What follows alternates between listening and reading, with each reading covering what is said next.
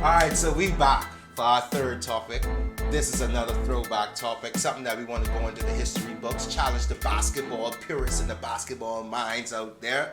We're going to do our top 5 backcourts of all time. I think it's my turn to go first. You go first. Top 5 backcourts of all time. So before I go first, I'm gonna list them up. I'm gonna tell you all the factors I was looking at. I was looking at who has the most rings, who beat the most grades, who had the best relationship on and off the court, and who impacted the culture the most. So I'm gonna start with my honorable mention. My honorable mention is, I think it's more of a passionate honorable mention. Mark Jackson and Reggie Miller. That was a strong backcourt. The people who was defeating that backcourt was Shaq, was Jordan. You know what I'm saying? Like, they was getting beat by greats. But I like them because, like, they introduced me to basketball in that 90s era, and there was a team that I wanted to see. And then remember, they had that big brawl, so that's really why they didn't get to see the heights of what that team could have been. Well, Mark Jackson was at the brawl. He came right after the year. He left the year right before the brawl. But remember, the Pacers, I still say the Pacers team. That's why I was in love with that Pacers. So moving on to my number 5, I got Magic Johnson, Michael Cooper. Who could forget that 80s era Lakers was running the show? After that, I got, this might be a little controversial, I got Tony Parker and Manu Ginobili. I was feeling Tony Parker and Manu Ginobili in the era. They was going against some greats, but I'll give the explanations later. Number 3, I got Michael Jordan and Ron Harper. They didn't play a lot of years together, but they were very, very fierce when they were together. Number 2, Isaiah Thomas, Joe Dumars. Controversial. And then my number 1, of course, is, and maybe I may be a generation baby, Steph Curry, Klay Thompson, best shoot guard backcourt of all time, as quoted by Stephen A. Smith. What you got? We're gonna argue afterwards. What you got? All right. I have 2 honorable mentions. One back, I watched some clips when I was doing the research. I watched some clips.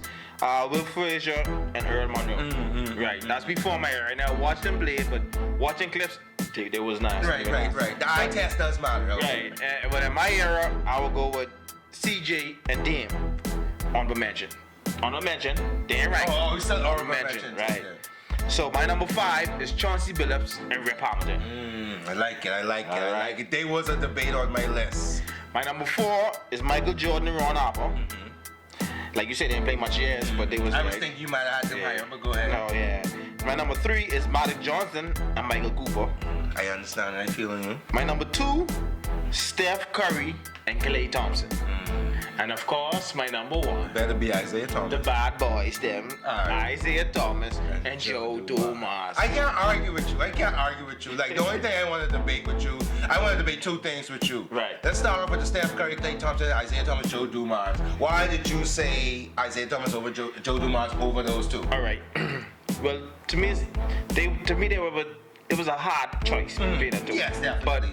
But why put them over Isaiah and Joe? They had some tough times. They won 2 rings, but they had some tough times going against.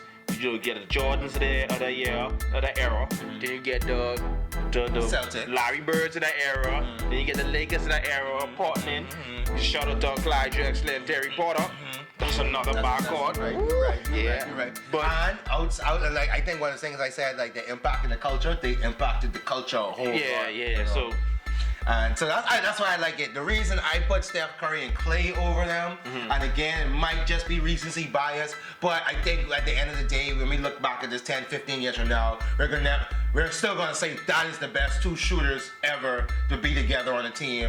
They changed the game on how you could have played. That's why they won so many games. So I look at their 73-win season, that's because those 2 guys were so unstoppable at what they do, you did not know how to space the floor. I think teams may have figured it out, and maybe we don't know yet because Durant messed it up as well as was it Klay Thompson hurt. It might be Draymond, but the reason Draymond is able to do it because of those 2.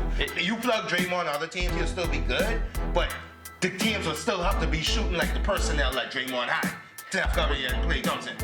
Okay, so you think if they had a team going against each other, with the defense, Isaiah and Joe Dumars, but maybe that's different eras. Yeah, different eras. So like the way you're allowed to play is different. Different but eras. I do think that But I have a lot of faith in those Pistons that they would have figured out a way to make it work. And they was not gonna let them do what they did. There was no way Steph Curry was doing this. Like, if you need a 15-game suspension to make a point, you gonna have to take a 15-game suspension. You ain't shimmying down the court. No. So I think, so even then, I still think head-to-head, if you were to say head-to-head, even if he's just doing different eras, I think there's more feistiness in that Isaiah Thomas group. That's why LeBron beat them. But listen to LeBron got more nasty than they had. But even them two, right? That Pistons and that Golden State team. Imagine Draymond going against the Worm. You mean Dennis Rodman? Yeah. Oh, that'll be fighting. They'll be fighting. It would be Bob Malice in the Palace every night, every time they play. See what I'm saying? So hey, I like it. So one other thing I wanted to argue, I noticed you had, I had Tony Parker and Manu Ginobili on my list. I think you had Chauncey Billups. Was it Chauncey Billups I wanted to argue? And Rip. Yeah. Was it them or was it Ford? I think it was Chauncey Billups. So Chauncey Billups and Rip. I understand why you have Chauncey Billups and Rip, and I think kind of the same reasons why I have Manu Ginobili and Tony Parker. It's not the same reasons. They went against the same players in the same eras. They beat them sometimes, they lose sometimes. I think you might have Manu Ginobili and Rip a little bit more because they did a little bit more for the team because we know we had Tim Duncan on Spurs. Yeah, but and why we didn't see it like that? Because Manu never started. He started for a time, then he came up with but he still played the majority of the minutes. Yeah, but I mean, like, I still wouldn't consider him, like, you starting off the game with your backcourt. That's why. And that's because you're thinking of his later years. When he first came over. Remember, he started, the first year he started. 3 years. He started 3 years and he made the All-Star team twice. But still, bro, no. Look at Rip and You're right. And they beat the Lakers. They beat a stacked Lakers team. And they beat the same Spurs team. And Indiana team. So so and that's what I say. There was kind of there, and I said my passionate pick was Mark Johnson and Reggie Miller. Yeah. But Carl, way to come up with a good topic. You put a little pressure on me for next week's agenda. But guys, if you have any input or thoughts on that, I can't see you arguing with us too much on our list.